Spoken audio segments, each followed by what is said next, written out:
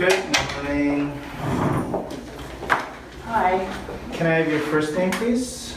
Jennifer Last name? Danch,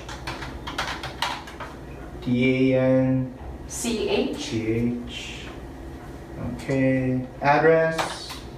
1266 Queen Street West. And your household income, please. Oh, do you need that? If you want our help, you need to give it to us. Oh, okay. Well, I haven't filed my taxes this year, so I'm not sure exactly, but, Just give me an estimate. well, usually I make more, but So it turns out we can't represent you. Oh, really? Why not? Well, there's a conflict. A conflict? Yeah, maybe we represented someone against you. Against There's a me? conflict of interest. Who? Yeah, sir, I can't tell you, but it's just a conflict. So we're gonna have to close the interview. Well, now what do I do?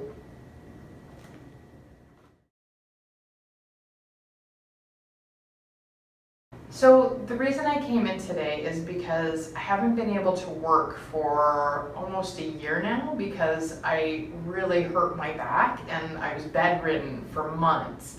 And I've been having to live on Ontario Work since I lost my job when I hurt my back.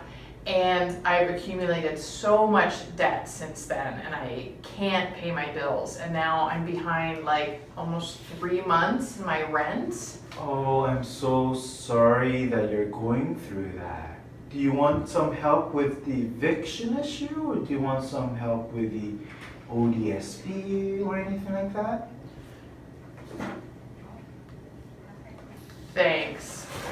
Yeah, How that's can why I I'm help you here. today? Well, my main concern right now is that I don't want to get evicted, and my landlord is threatening that, and even put this letter under my door. It must be so stressful for you.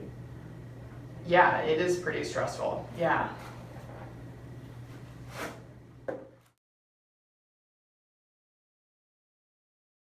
I'm here because I've gotten fired from my job.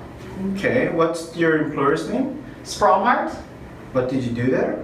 I worked as a cashier. Were you there over 5 years? No. Did you have a payroll of $2.5 million or more? Spromar? Maybe.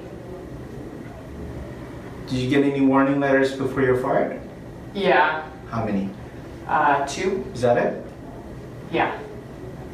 Okay, I think I have all the information.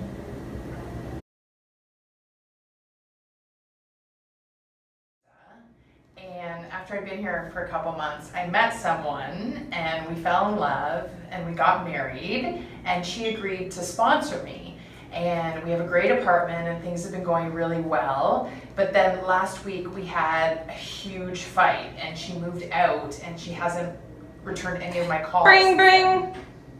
Bring, bring. Bring. Sorry, work related. Okay. Go on. Well, okay, I was saying she moved out and I haven't been able to reach her since then. So I got an eviction notice from my landlord this week, and he wants me out by the end of the month. And I've never been late on the rent before, but I was last month. OW pays for my rent, but last month I made the mistake of using the money to party with and to buy drugs. And so I wish I hadn't done it, but I did, and now I don't have any money for my rent.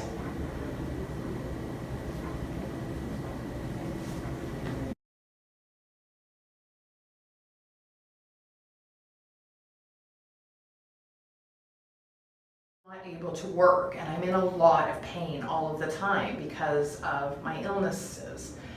So I'm hoping that you can do something to fight it. The problem is that the due date on the letter is in a few days, and I know I should have come in earlier, but I've had a lot of other things going on my partner, he punched me in the face last week and I had a black eye. Let's focus on the ODSP. When did you get it exactly?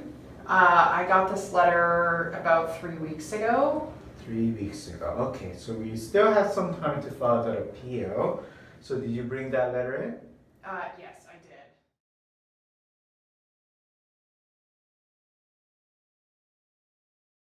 My landlord's been getting so mad at me because he says my kids are too noisy and that the downstairs neighbors are complaining. But I think they're just being normal kids. They're jumping on the bed sometimes and running around. But so he keeps coming and pounding on my door and it scares the hell out of me. We believe in providing you with the best service 24/7. Here, why don't I just give you, if that happens again, I'll give you my cell phone number and you could just give me a call and then you could give the phone to the landlord and then I'll talk to the landlord. All right, so Okay, here's great. my cell phone number. You can reach That me would really day help me and night. because I get so panicked when he comes in and is. So I really think I should qualify for ODSP because I've been having so many health problems and my health has changed so much since I had surgery 2 years ago. I've just never been the same and it's like I'll be working on something and then I'll just change what I'm doing or I'll just quit or I can't stay focused anymore and it was like the other day I was trying to make my favorite recipe, which is these stuffed bell peppers. You can only get those kind of peppers in the fall. Okay, they only come out one time a year. They're a yellowish pepper. They sell them here on Queen Street. You have to keep your eye out for them. They're just for like 3 weeks that they're in season. So I keep my eye out for them. My friend does too. She sees them, then she buys them for me, and I pick them up at her house and give her the money. So I have to teach my daughter how to stuff the peppers properly, but you can't tell her anything. She's so difficult. She's driving me crazy. I tell her she has to put the rice in first, but that you have to cook the rice partially before you put the pork in, and she doesn't listen to me because she has to be her own person. And I told her I thought she should go to hairdressing school, but she doesn't want to do that. She wants to be an auto mechanic. So, I said to her, who's ever heard of a woman auto mechanic? The option A and option B. So which one are you going to choose? I'm not sure. I feel like I'm not ready to make a decision. I feel like I don't have enough information to know which one would be the best for me. Well, I went through the information with you and I do have another meeting in 5 minutes. I have another client meeting that I need to go to. So you're going to have to make a decision before that. But I can tell you from my legal training and experience, and I've seen all of this kind of cases all the time, option B is the best option for you. I still feel unsure because I'm worried about how option B might affect my sponsorship. Don't worry about that. You give us the information, we take care of things. So, option B is the way to go. So, option B? I guess so. Okay, great. I'll start working on it right away. My landlord sent me this eviction notice and he's lying, saying that he wants to live in my apartment himself, but I know that that's not true and he just wants to get rid of me so that he can jack the rent up. And I'm gonna have nowhere to go and I won't be able to live in the same neighborhood anymore. Can you help me? Don't worry about it. What he's doing is wrong. We'll send a demand letter. I'm sure he's gonna stop it, and if he doesn't stop, we'll take him to the LTB and we'll win the case for you.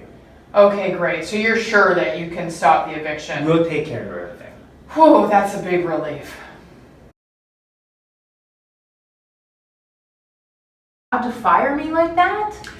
Well, it really depends on your contract. If you contract out of the common law, I don't think you're gonna have any rights. Now, you can still go to the ORB. You first have to go through the ESA process, and then if you lose there, you have to do an application for review, and then you go to the Ontario Labor Relations Board. It's going to be hearing de novo though. And then if, what they're going to look at is were you guilty of willful misconduct, and if they can't prove it, then you get termination pay. Anyways, so that's what the process is.